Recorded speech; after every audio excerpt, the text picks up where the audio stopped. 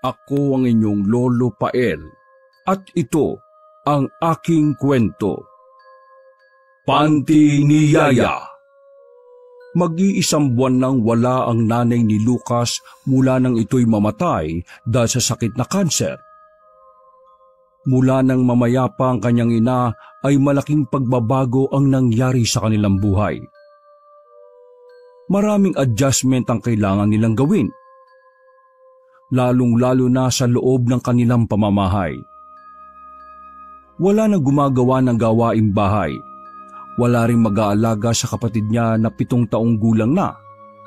Dahil dito, napilitan ng kanyang ama na humanap ng kasambahay. Halos 3 linggo na rin silang humahanap ng kasambahay, kaso hirap silang makahanap dahil lahat ng nakikita ng kanyang ama palaging may mga issue. Kumusta nga pala pa? Yung paghahanap natin ng yaya ni Aaron? Humigop muna ng kape ang kanyang ama na si Bernard. Meron akong nakausap, taga Manila. Kakilala siya ng isa sa mga empleyado ko. Tingnan natin kung papayag. Mapagkakatiwalaan kaya yan pa? Sabi ng empleyado ko matagal na raw sa ganong trabahong taong yon. Sa tingin ko mapagkakatiwalaan naman siya. Nakita ko naman yung picture niya Mukha namang matino. Gusto mo ba makita? Tumango ang binatang si Lucas at saka lumapit sa ama. Binuksan naman ni Bernard ang kanyang cellphone at pinakita ang larawan ng isang babae. Sa unang tingin pa lang, naganda na kagad si Lucas. Nagduda pa nga siya kung totoo bang kasambahay o yaya ang isang yun. Sa isip niya ay pwedeng maging modelo ang babae. Aba, ganda niyan pa. Sure ka yaya yan? Yaya daw Ewan ko lang pa pero duda ako dyan sa yaya na yan. Baka mamaya puro lang pagpapaganda yan tapos wala namang alam sa gawaing bahay. Lucas, anak, bigyan natin ng pagkakataon. Pagkakataon? Di kaya dahil maganda siya? Ikaw pa pag-iisang buwan pa lang wala si mama gusto mo yatang multuin Baliw ka palang bata ka Sa tingin mo papalitan ko ang mama mo? Nag-iisa lang yun sa puso ko. Ikaw, kung ano ba yung iniisip mo Loko ka. May mali ko ba? Basta kapag pumayag yung babae, papupuntahin na rin natin kagad dito sa Bohol. Ikaw bahala pa. May tiwala naman ako sa iyo Tinapik na lamang niya ang ama sa balikat at naglakad na palabas ng kanilang bahay. Sa estado ng pamumuhay ng pamilya ni Lucas, masasabi niyang maihahanay na rin sila sa mga mayayamang pamilya sa Bohol. May sariling kumpanya ang kanyang ama na matagal na ring namamayagpag sa larangan ng pagninegosyo. Siya naman nakapagtapos na rin ng kolehiyo sa edad na 20 anyos. Habang ang menopausal baby naman na si Aaron ay kasisimula pa lamang sa elementarya. Dahil nag-aasikaso pa lang naman si Lucas ng pinaplano niyang negosyo, wala pa siya gaanong commitment sa maraming bagay. Dahilan para kahit papaano ay maging flexible pa rin ang kanyang oras. Gamit ang sasakyan na ibinigay ng kanyang ama noong birthday niya, bumiyahe siya patungo sa kabilang barangay. Kung tutuusin, pwedeng-pwede naman niyang lakarin na lang dahil hindi naman kalayuan ang kanyang pupuntahan. Sadyang tamad lang ang binata at ayaw niyang mapawisan dahil palubog pa lang naman ang araw. Wala pang 3 minuto ay nakarating na rin siya sa bahay ng kanyang kaibigan, si Javier. Kaibigan na niya ito mula pa nang sila ay mga bata pa. Pinindot ng lalaki ang doorbell. Matandang lalaki ang nagbukas ng pinto. Napakunot ang noo ni Lucas nang makita ang matanda. Ang matandang ito ang namamahala sa bahay ng kanyang kaibigan. Hindi naman yun kamag-anak ng kaibigan niya. Sadyang yun lang talaga ang pinagkakatiwalaan ng pamilya ni Javier. Ang ayaw lang kasi ni Lucas ay masyado itong maraming sinasabi. Yayayay mo na naman si Javier sa kung saan-saan. Tapos mambababae na naman kayo.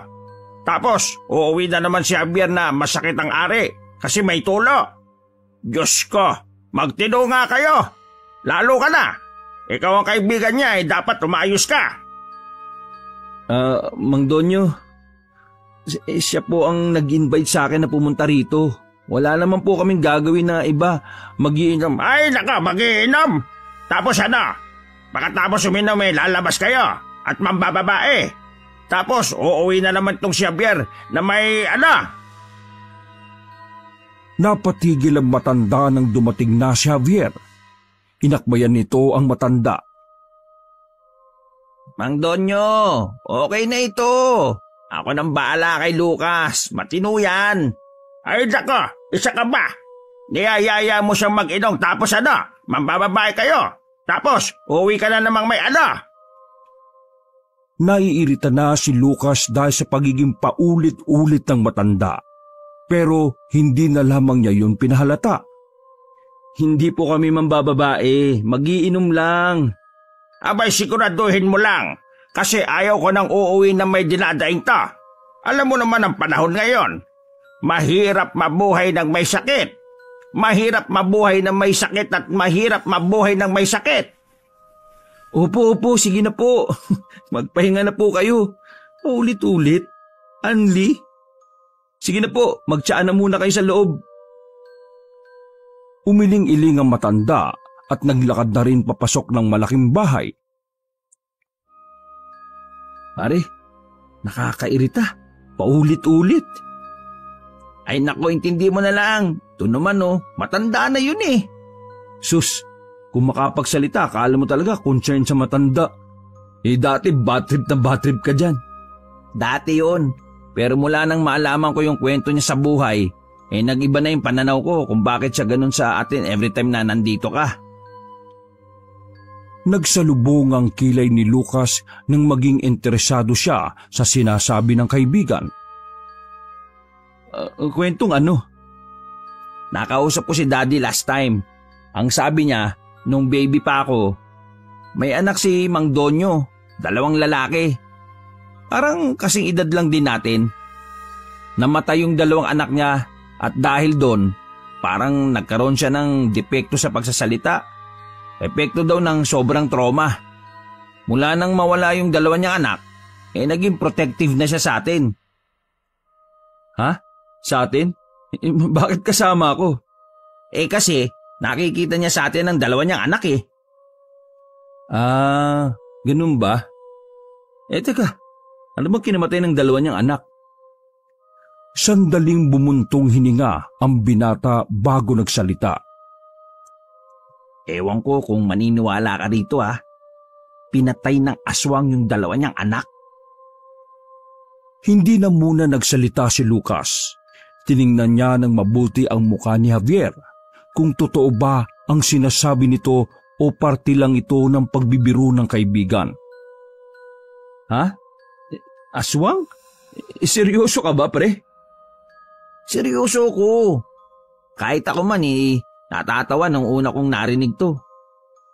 Nabato pa nga ako ng ashtray sa mukha ni Daddy. Buti daplis lang.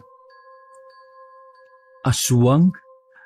I don't know, pre Pero modern na kasi yung generation ngayon Hindi ko alam kung meron pa niyan ngayon. Hindi ka talaga nakikinig, no? Ang sabi ko, baby pa ako nung mamatay yung 2 niyang anak. Malamang, dati pa nangyari yun. Nung liblib pa rito. Kapon lang ba ako, baby? Ikaw talaga, oo nga pala. Kung ganun, nakakaawa naman pala yung kwento niya, no? Nakakaawa nga, pero nakakatakot din. Kung may aswang pa ngayon, nako, malamang sa malamang, merong mabibiktima. Ganun ba talaga sila ka-aggressive, pare? Base sa sinabi ni Papa, oo. Kaya nga swerte yung generation natin kasi wala nang ganun. Saka na nga yung aswang-aswang na yan. Papasukin mo na ako, no? Kanina pa ako dito sa gate. Ay, oo nga pala. Tara, pasok! Nag-inom ang dalawa nung hapon na yon. Kung ano-anong bagay ang kanilang napag-usapan, hanggang sa mapunta na naman sa aswang ang kanilang usapan. Hindi na komportable si Lucas doon. Pinapakinggan na lamang niya si Javier dahil nahihiya siyang patigilin ito. Gabi na nang matapos ang kanilang inuman. Hindi na nakapagpaalam si Lucas ng maayos sa kaibigan dahil maagang nalasing si Javier. Dinamihan kasi ni Lucas ang tagay ni Javier para manahimik ito kaagad. Mang Donyo, naihiga ko na po si Javier sa kwarto niya. Kayo na pong bahala sa kanya. Lalabas na sana ng gate ang binata nang may pahabol na sinabi si Mang Donyo sa kanya. Anak, mag-iingat ka palagi ha. Mag-iingat ka palagi. Hanggang ngayon, nabubuhay pa rin ng mga aswang. Ang mga aswang, mag-iingat ka. Tumango na lamang si Lucas. Sineryoso niya ang sinabi ng matanda. Kahit pa hindi pa rin naman siya kumbinsido sa mga aswang. Kinawayan pa ni Lucas si Mang Donyo bago niya tuluyang paandarin ang sasakyan. Kinabukasan, nagising si Lucas dahil sa sikat ng araw na tumatagos pa sa kanyang bintana. Pagbangon niya ay agad siyang pumunta sa baba para kumuha ng tubig sa kusina. Napatingin ang lalaki sa bintana ng kusina kung saan masisipat ang bakanting espasyo ng kanilang bakuran. Doon nila isinasampay ang lahat ng kalalabalang na damit. Napasimangot ang mukha ni Lucas nang malanghap ang kakaibang amoy na nanggagaling sa labas. Nagising ang kanyang diwa dahil doon. Kaya naman agad siyang lumabas para alamin kung ano ang pinagmumulan ng amoy. Anong amoy ba yun? Ang baho naman. Hanggang sa may makita si Lucas na isang panty na nakasabit sa sampayan. Kulay puti ang panty ngunit medyo nangingitim at naninilaw. Sigurado ang binata na doon nanggagaling ang masangsang at pambihirang amoy. Nagtataka si Lucas kung kanino bang panty yon, gayong wala namang babae sa pamilya nila mula nang mawala ang kanyang ina. Malabo rin namang naiwang panty yon ng kanyang nanay. Hindi namang ganon kagamol ang ina niya para magsabit ng nakadidiring panty.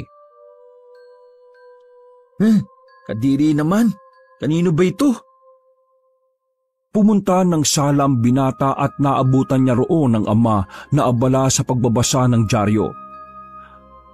Lalapit na sana siya rito nang biglang lumabas mula sa isang silid sa sala ang isang babaeng maganda. Nakasuot na ito ng pangkasambahay na uniforme.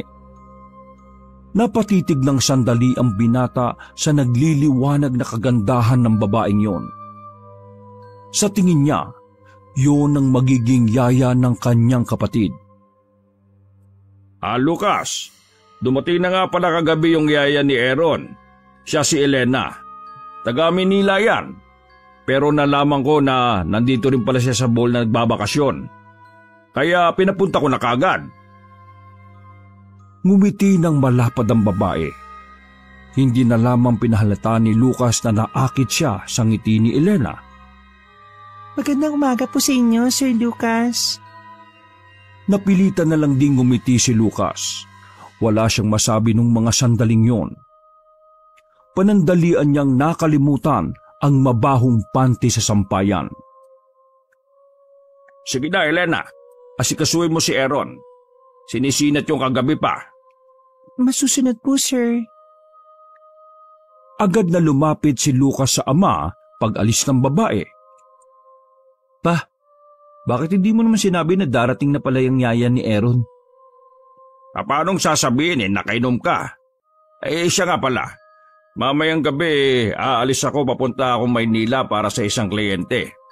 Ikaw na munang bahala rito sa bahay . Nandiyan naman si Elena. Napailing na lamang si Lucas. Hindi niya alam kung anong adjustment ang gagawin niya, gayong may iba na silang kasama sa bahay. Kinagabihan, umalis na ng bahay ang kanyang ama. Silang tatlo na lamang ni Aaron at Elena ang naiwan. Habang nasa sala ay pasilip-silip pa si Lucas sa kusina kung saan nagluluto si Elena. Masaya na sana siya dahil maganda ang nasisipat niya. Ang kaso nga lang, sumasapaw talaga ang baho ng panty na nung mga oras na yon ay nakasampay pa rin. Hindi na nakatiis si Lucas. Tinawag na niya si Elena at agad din naman tong lumapit sa kanya. Bakit po, Sir Lucas? Nakatakip ng ilong pang nagsalita si Lucas. Pwede ba na pakitanggal yung panty na nakasampay sa labas? Ang baho eh. May nag-trip naman siguro kasing tagalabas na nagsampay doon. Sandaling hindi nagsalita si Elena. Nagkatitigan lang silang dalawa. Please lang ha, pakitanggal ha.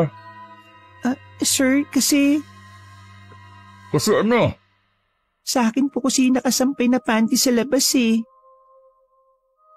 Parang gumuho ang mundo ni Lucas noong mga sandaling yon. Nawasak ang magandang imahe na tingin niya kay Elena. Hindi siya makapaniwala na ang ganong klase ng babae ay may kasumpa-sumpang panty. Ano? Yung panty na mabaho at amoy basura, amoy kanal? Pagmamayari mo?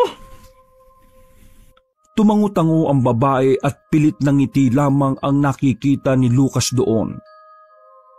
Ganun ba? Naku, sorry ah. Sige, pero please, pakitanggal at pakilaban naman na mabuti. Lagyan mo ng down eh. Pasensya na, sir, pero hindi ko siya pwedeng tanggalin eh. Nagsabi na po ako kay Sir Bernard. Ha? Bakit hindi pwede? Kay Sir Bernard yun na lang po itanong. Sige po, tatapusin ko na lang yung niluluto ko.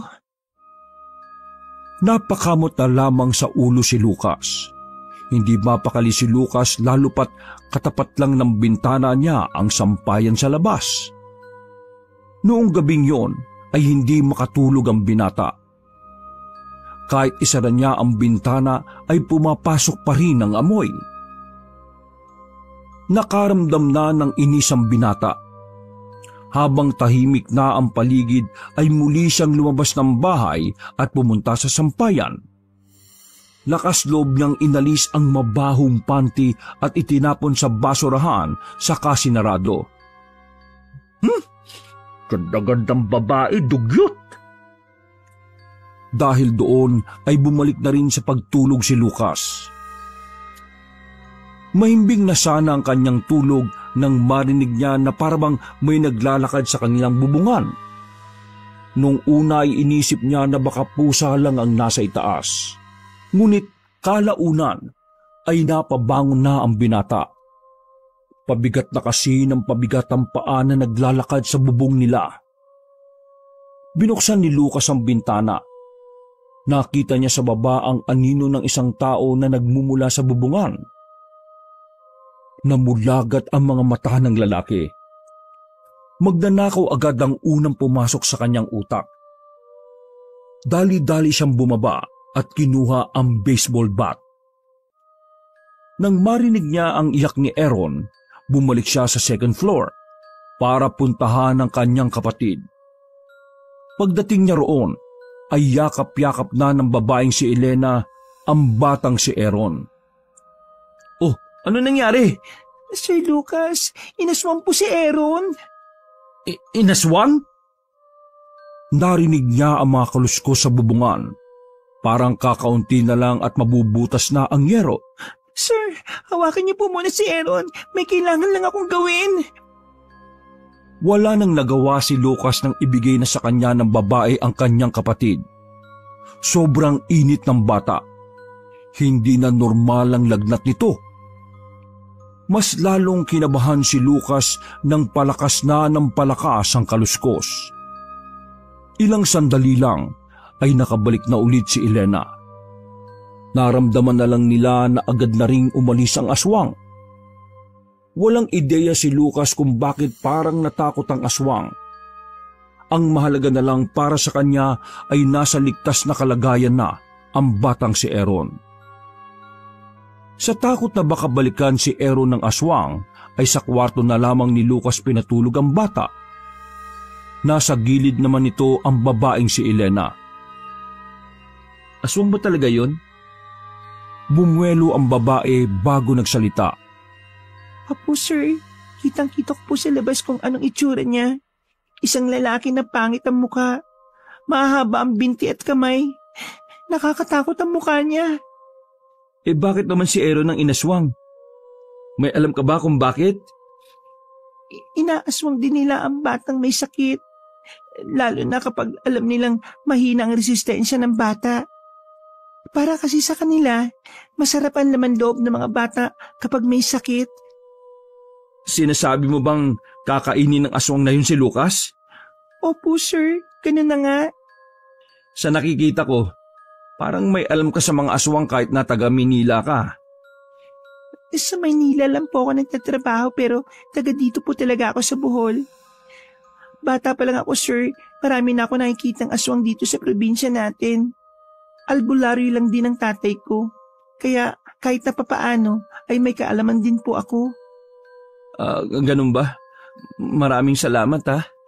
Huwag kayong mag-alala sir. Gagawin ko ang makakaya ko para protektahan si Aaron. Magsasalita pa sana ang lalaki pero napatigil siya nang maamoy na naman niya ang mabahong panty. Bakit ang baho na naman? Tinapon ko na sa basuran yun ah. Nakita ni Lucas na napakamot sa ulo ang babae. Naiilang itong ngumiti sa kanya. Sir, binalik ko po sa sampayan. Ha? Bakit mo binalik? Ang baho-baho nga eh. Naglalaba ka ba ng panty mo? Pasensya na ha. Hindi na napigilan ni Lucas ang kanyang inis. Sorry sir, pero kailangan kasi... Anong kailangan? Ipaliwanag mo nga sa akin? Ang panty ko po kasi Ano? pangontra po sa aswang. Ha? Lagi kong dinadala ang panty ko na yon sa kahit saan ako magtrabaho. Ang panting yun ay mabisang pantaboy ng mga aswang. Ibinabat kasi yun sa katas ng bawang. Nilagyan din ng suka. Pero bago yun, 1 buwan kong hindi yun nilabhan. Kaya po, ganun kabaho. Ang ibig mong sabihin, yung amoy nun ang nakakapagtaboy sa aswang? Ganun na nga po. Ay, pambihira naman oh. Marami pong aswang sa probinsyang ito, sir. Wala lang masyado nakakakita at hindi sila nagpapakita sa maraming tao dahil baka patayin sila. Kaya mas maganda nang may mga pangontra tayo. Alam ba ni Papa yung tungkol sa panty mo? Yes po, sir. Pinaliwanag ko po muna sa kanya. Ay nako, nawiwindang pa rin ako. Panty talaga? Pangontra sa aswang? Hindi ba pwedeng something na mabango? Pamana pa po kasi ng lola ko ang panty na yon. O siya, panty man o ano. Basta ang mahalaga, ligtas ang kapatid ko. Ikaw, ayos ka lang ba? Ngumiti ang babae sa kanya. Ayos lang naman po ako. O sige, mabuti naman. Ingatan mo yung sarili mo ha. Sige na, magpahinga ka na muna rito. Samahan mo si Aaron. Ako nang bahala magbantay kung babalik pa yung aswang na yon. Lumabas ng silid si Lucas. Tinakpan na lang niya ang ilong ng panyo para hindi gaanong maamoy ang umaalingasaw na panty. Nung mga sandaling yun ay napagtanto niya na ang panty nga talaga ang nakatulong sa kanila. Naisip niya rin na baka kaya nakalapit ang aswang ay dahil inilagay niya ang panty sa basurahan. Bumuntong hininga na lamang si Lucas. Nahihiwagaan siya sa mga nangyayari. Kinaumagahan, minabuting puntahan ni Lucas ang kaibigan niyang si Javier. Mabuti na lang talaga at nasa mood si Mang Donyo kung kaya't hindi na ito nangulit pa sa kanya. Ano? Inaswang si Aaron? Naikwento na kasi ni Lucas ang mga nangyari. Maging si Javier ay hindi rin makapaniwala. Oo nga pre, mabuti na lang talaga magaling yung yaya ni Aaron eh. Paanong magaling? May alam siya sa mga aswang pare. Taga rito rin pala sa Bohol. Albularyo? Hindi, yung tatay niya ang albularyo. Pero kakaiba eh. Kakaiba siya pare. Teka, bagalan mo naman yung kwento mo. Ano nga ba yun? Maganda siya. Pero yung ginagamit niyang pangontra sa aswang ay panty niya na walang laba-laba. Sobrang baho pre. Umaalingasaw sa bahay. Hindi na napigilan ni Javier ang sarili. Natawa ang binata. Akala kasi nito ay nantitrip na naman ang kanyang kaibigan. Nangasingot ka yata ng mabahong panty. Anong pinagsasabi mo dyan? Totoo pre. Gusto mo malaman yung totoo? Tara, sumama ka sa akin. Seryoso ka ba talaga? Tara nga kasi. Para mapatunayan ng kanyang sinasabi, isinama ni Lucas ang kanyang kaibigan sa kanilang bahay. Nasa gate pa lamang sila ay nalalanghap na ni Javier ang napakabahong amoy na nanggagaling sa loob. Totoo nga, wisit. Naglakad pa ang dalawa patungo sa sampayan. Doon ay nakita nila ang nakabilad na panty. Nag-aagaw ang pangingitim at paninilaw nito. O ayan o, yan ang nagligtas sa kapatid ko kagabi. Nang dahil dyan, nailang nang lumapit yung aswang. Ewan ko kung anong meron dyan pero napatunayan ko na ayaw ng mga aswang dyan. Malamang, ikaw nga nababahuan eh, aswang pa kaya? Pero nasaan yung yaya ni Aaron? Pumasok na sila sa loob. Nadatnan nila ang babae na abalang nagluluto sa kusina. Parang asong naglalaway naman si Javier nang masilayan ang kagandahan ni Elena. Inang to, nakakita lang ng maganda na wala na sa sarili. Huy, paalala ko lang ha, mabaho panty niyan. Pagsapit ng tanghali ay doon na rin na nanghalian si Javier. Hindi nito maalis ang tingin sa babae. Wala na tong pakialam sa amoy na namamayani sa paligid. Hanggang sa sumapit ang gabi ay naroon pa rin si Javier. Ayaw pa rin itong umuwi kahit na itaboy siya ni Lucas. Kaya ang ginawa ni Lucas ay hinila na niya ang lalaki palabas. Inihatid na niya ito ng puwersahan. Ayaw mo sigurong maagawan, no? Siguro lagi kang nakatingin doon. Ako? Ano ka ba? Baka ikaw. Maayos ka nga. Nandun yung kapatid ko, no? Nagpapakita ka ng kamanyakan mo. Naglalakad na sila papunta sa bahay ni Javier noon. Hindi na ginamit ni Lucas ang kanyang sasakyan dahil naiwan niya ang susi sa loob. Sa kanilang paglalakad ay isang kahina-hinalang lalaki ang nakasalubong nila. Maliwanag ang kanilang dinaraanan kaya nakita ni Lucas ang kakaibang tingin sa kanya ng lalaki. Napahinto sila at pinagmasdan ng lalaking papalayo. Sa hindi malamang dahilan, nagkaroon ng interes si Lucas sa lalaking yon. Hindi niya rin alam pero pakiramdam niya ay dapat niyang malaman kung sino yon. Mula kasi ng aswangin ng kanyang kapatid, lahat na lang ng bago sa paningin niya ay pinaghihinalaan niyang aswang. Akala ko ba yatid mo ko? Ibang daan na ito eh, tulik ka talaga oh. Sundan natin yung lalaki. Masama yung kutob ko sa kanya eh. Alam mo, praning ka na. Lahat na lang pinaghihinalaan mo eh. Masama ang kutob ko. Kung ayaw mo sumama, di sige umalis ka na. Iwan mo na ako. Sanay naman akong iniiwan eh. Habang naglalakad sila, ay binatukan pa ni Javier si Lucas. Si Raulo, drama talaga nito oh. Maingat nilang sinundan ng lalaki. Makalipas lang ang ilang minuto, natanaw nila na pumasok sa isang bahay ang lalaking yun. Base sa kanilang nakikita, liblib na ang parting yun. Sa area na yon ay parang wala na ring gaanong dumadaan na tao. Tama ba itong ginagawa natin? Weirdo na to, pre. Ang weirdo mo na. Huwag kang maingay. Nakatambay lang sila sa kabilang parte ng daan habang naghihintay sa muling paglabas ng lalaki. Ngunit sa halip na lalaki ang makita, isang matangkad na aso lang ang lumabas mula sa bahay. Nung mga sandaling yon ay nakaramdam na ng takot ang dalawa. Hindi nila inaasahan na ang kanilang sinusundan lang na wala naman sa plano ay isa pala talagang aswang. Pare, naging aso. Mukhang tama ka nga. O tara na, umalis na tayo. Kailangan ko nang balikan yung kapatid ko. Nagmamadaling umalis ang dalawa. Hindi na muna umuwi si Javier at sumama na lang muna sa bahay nila Lucas.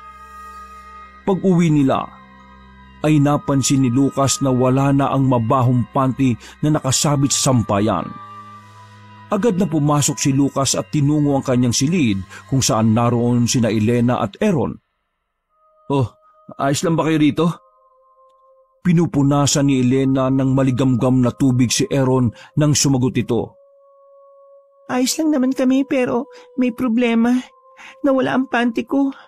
Pakiramdam ko may nagnakaw eh. Ano? Ang baho-baho na nga nun, may magnanakaw pa. Hindi naman ako makapaniwala dyan. Maganda tayo. Pakiramdam ko, dito papunta yung matangkad na aso na nakita namin. Kaya pala tumaas ang lagnat ng kapatid mo. Bakit? Tumataas ang lagnat ng isang bata kapag may nararamdaman siyang aswang na papalapit. Nataranta na si Lucas ng mga sandaling yon. Mabilis silang bumaba sa tambakan nila ng gamit. Kumuha sila roon ng kung anong pwedeng ipamalo. Lahat ng pinto at bintana sa sala ay isinarado nila.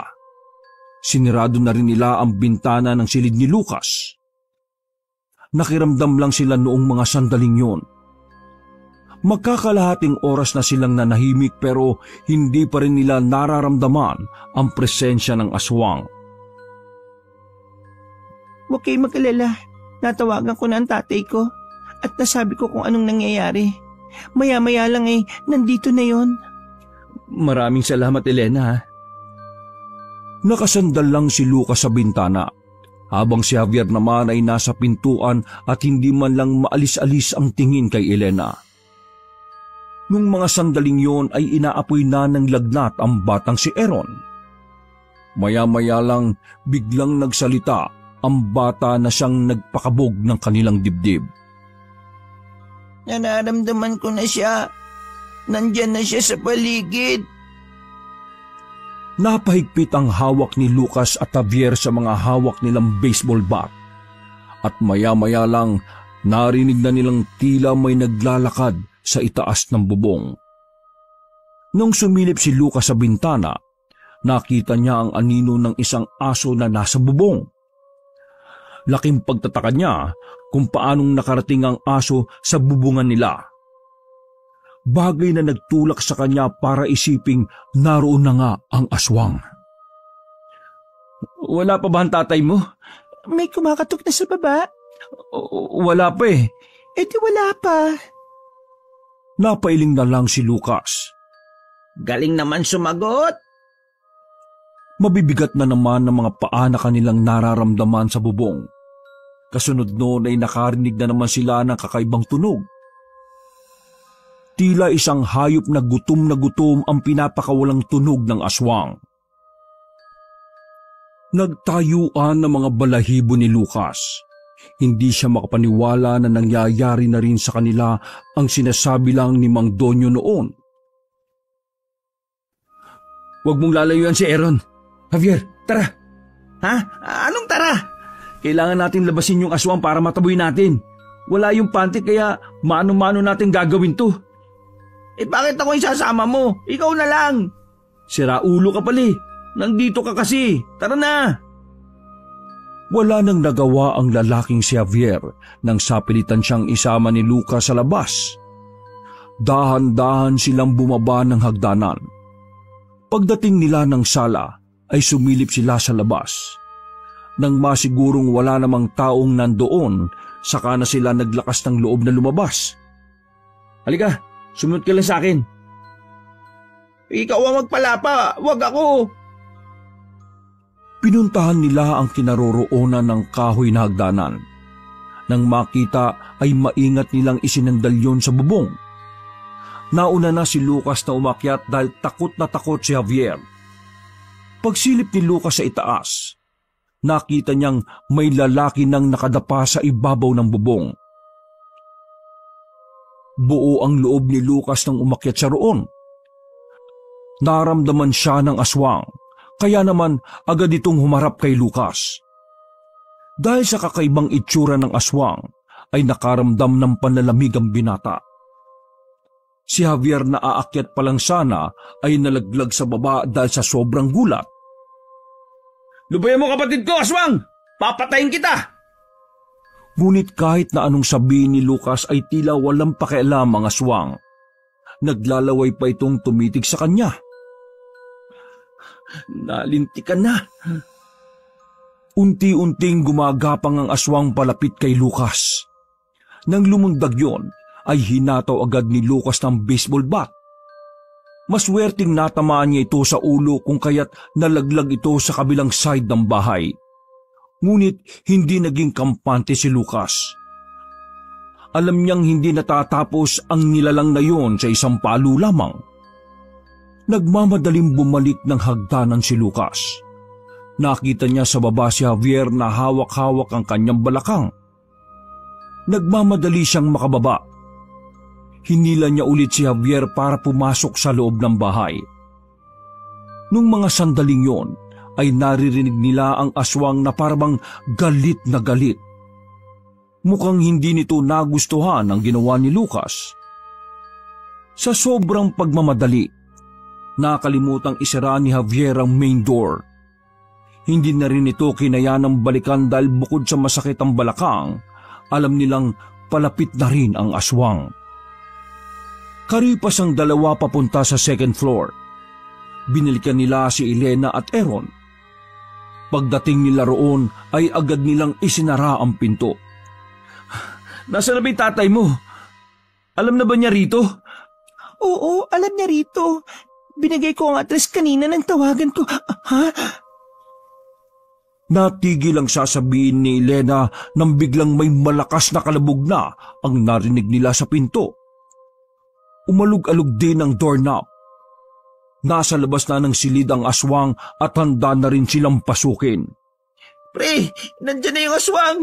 Papasukin na nila tayo. Palakas ng palakas ang kalabog. Nang malapit nang mabuksan ang pinto, boses ng isang matanda ang narinig nila sa labas. Tila nagningning ang mata ng dalagang si Elena dahil doon. Tay! Naramdaman na lang nila na parang nahihirapan na ang aswang. Maya-maya lang, kinatok na sila ng tatay ni Elena na si Imong. Ako ito, anak. Nandiyan ka ba? Mabilis na binuksan ni Lucas ang pintuan.